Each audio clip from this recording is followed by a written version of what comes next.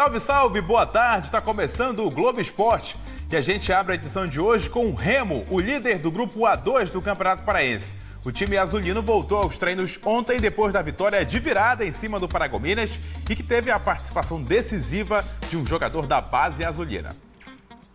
O sorriso até podia não estar ali, mas Gabriel Lima devia ser um dos jogadores mais felizes na reapresentação do Remo. Muitos comentários bons e graças a Deus minha mãe me ligou e me deu os parabéns pelo gol e é isso aí.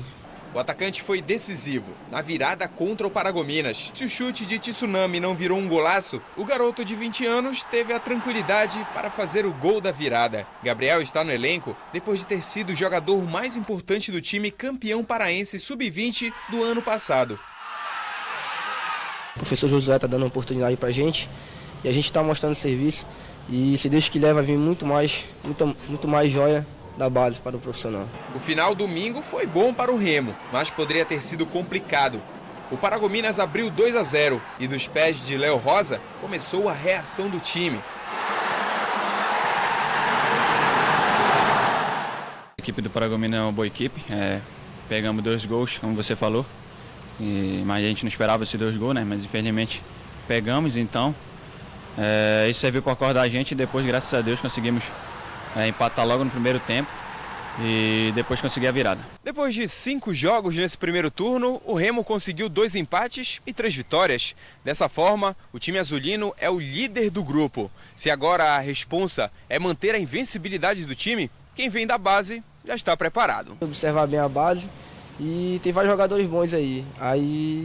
Vai depender do professor aí e se Deus quiser vai subir mais jogadores aí para ajudar a gente. E o Carlos Ferreira está aqui conosco agora. Ferreira, boa tarde para você, seja bem-vindo. Bom, no momento em que os clubes estão investindo bem menos, claro, comparado com o Campeonato Brasileiro, o Remo e o Paysandu também, acaba surgindo espaço para os garotos da base. São jogadores que custam um pouco para o clube, mas que têm um potencial gigantesco e aí a gente está vendo isso na prática aí com o Remo, né? Exatamente, isso no caso é bem fruto mesmo da situação financeira do clube, a oportunidade que está sendo aberta a quem está de fato aproveitando, porque nós estamos mostrando aí em destaque o Gabriel Lima, mas no próprio lance do gol do Gabriel Lima, você viu ali o chute de fora da área foi do Tsunami, que é outro jogador que há tanto tempo vinha buscando o espaço dele, está conquistando, olha aí o Tsunami acertando do meio da rua e o Gabriel Lima aproveitando bem a oportunidade. Esse mesmo Gabriel Lima que fez o dele lá em Santarém, mas o gol foi anulado num erro da arbitragem. Então é um garoto de fato muito promissor, que nas categorias de base do Campeonato Sub-20 este ano fez em 12 jogos 15 gols, já era uma demonstração de potencial. Vamos inclusive mostrar aí um dos gols do Gabriel no Campeonato Sub-20, esse marcado contra a Desportiva na semifinal.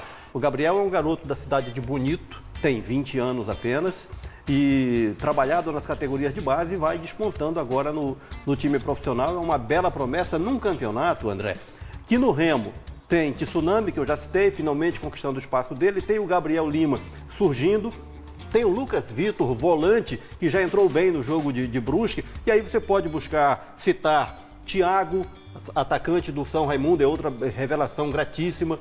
O Leandro Carvalho finalmente acontecendo no time do Paysandu.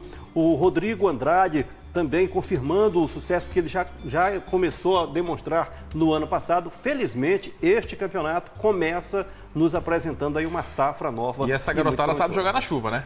Tem esse aspecto, né? Se adapta às condições que são bem adversas. A gente vai falar inclusive do gramado, da situação das chuvas em Cametá, que é o momento que o Remo volta as atenções para o momento desse, que é o período do campeonato, né? Esta semana, uma chuva muito forte em Cametá deixou a Avenida Inácio Moura, a avenida de acesso à cidade, dali do desembarque das balsas para acesso à cidade. Vamos ver como ficou essa rua tão importante da cidade de Cametá, que gerou uma preocupação. Você vê aí, olha, como ficou inundada. Eu não tinha visto isso aí, depois que isso foi mostrado hoje no Bom Dia Pará, o Remo logo procurou informações para possivelmente hoje questionar se haveria de fato condições de ocorrer o jogo na sexta-feira, Cametá e Remo ou não. Mas eu conversei há pouco com o Ferretti, que é o executivo de futebol do Cametá, e ele disse, olha, a chuva de fato causou essa inundação na cidade, mas foi uma chuva atípica, Cametá voltou à sua rotina e não há no Cametá nenhuma preocupação quanto ao jogo da sexta-feira, condições asseguradas. Você continua, a gente vai falar do Paysandu, né? No Paysandu o pensamento mesmo é só no Japim, porque curtir o carnaval, meu amigo, tá difícil, hein? Essa semana começa o quê?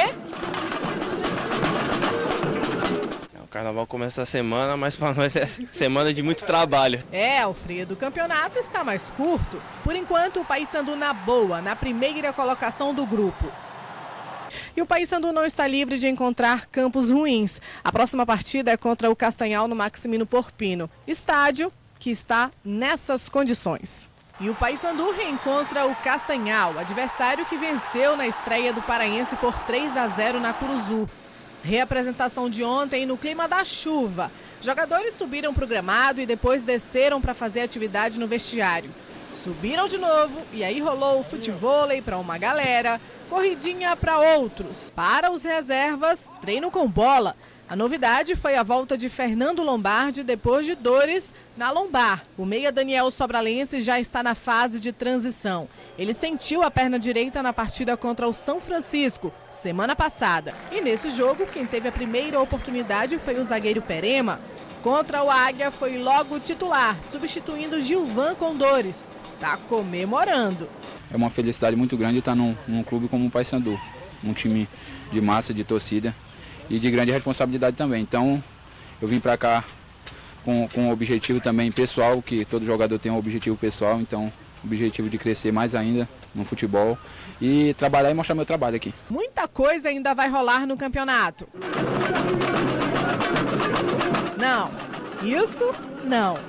Semana de muito trabalho. Não tem problema, vai estar todo mundo junto aqui nessa, trabalhando também no carnaval. É isso aí, tamo junto então. Ferreira, no bloco da bola é assim mesmo, não tem jeito, né? Período de carnaval, de muito trabalho, né? E aí a gente tem, claro, levar em consideração que o Paysandu está para um jogo importante contra o Castanhal e que tem uma configuração diferente dos resultados que o Paysandu está proporcionando em campos secos, né? Com bola rolando, né? O Paysandu vai ter uma certa dificuldade lá em Castanhal. Eu proponho uma reflexão aqui. Como foi o Paysandu em campo seco neste campeonato? 3-0 no Castanhal, 3-0 no São Francisco, 3-0 no Águia, sem susto. Como foi o Paysandu em campo encharcado? Perdeu em Tucuruí por 1-0 para o Independente e perdeu para o Remo, o campo não tão encharcado assim, e vai encontrar em Castanhal um campo em condições que vale a pena a gente conferir do jogo passado, do jogo do Castanhal contra o Pinheirense. Olha só, como tem chovido muito, esse campo, a drenagem não funciona tão bem, então a água fica ali, fica retida, encharca o campo e vira um lamaçal e é difícil para o jogador ter estabilidade, sobretudo para executar o passe. O Paysandu é um time, olha só, esse lesão, momento né, do jogo Carlos Ferreira? Lesão também uma coisa que tem que ser levada em consideração, né? No caso do Paysandu, é que o Paysandu é um time que está sendo trabalhado pelo Marcelo Chamusca para render taticamente. É um time que depende muito da troca de passes, da sua evolução, da sua movimentação coordenada. E o campo é um grande adversário nesse caso. Então eu penso que nesse caso a maior dificuldade do Paysandu é essa. Mas o campo é ruim também para o Castanhal. Sim, sem dúvida. Acontece que o Castanhal vem jogando nesse campo, então os atletas já têm uma certa adaptação. Além de ser basicamente... o Castanhal também tem bastante gente de fora. Mas numa sequência de jogos o time está se adaptando e tende a ter uma dificuldade menor que o Paysandu nesse caso. Para o Paysandu impor a sua superioridade técnica, o campo é um grande embaraço. O time do Paysandu vai ter que se adaptar, buscar uma forma de jogar de acordo com as condições do campo para ter êxito nessa partida de quinta-feira na Cidade Modelo. Muito bem, Carlos Ferreira, mais uma vez, obrigado pela sua participação aqui no Globo Esporte. Bom, o São Francisco já está a caminho de Belo Horizonte. Amanhã o Leão Santareno enfrenta o Cruzeiro pela segunda fase da Copa do Brasil. Esse é o tipo de semana que mexe com o jogador. Um jogo diferente, um jogo atípico, onde é um jogo que todo mundo quer jogar. Mineirão, um dos templos do futebol brasileiro. Amanhã, o São Francisco de Santarém vai jogar lá. Vai enfrentar um dos principais times do país, o Cruzeiro, tetracampeão brasileiro, tetracampeão da Copa do Brasil. A competição que colocou o Leão Santareno e Raposa Mineira frente a frente. É um jogo profissionalmente, para quem está envolvido, bem relevante, né, de notoriedade. O problema é que o momento da equipe não é bom. Apesar de estar na segunda fase da Copa do Brasil, o São Francisco ainda não venceu no Campeonato Paraense. Em 5 jogos foram 5 derrotas. é o lanterna do grupo A2 sem nenhum ponto.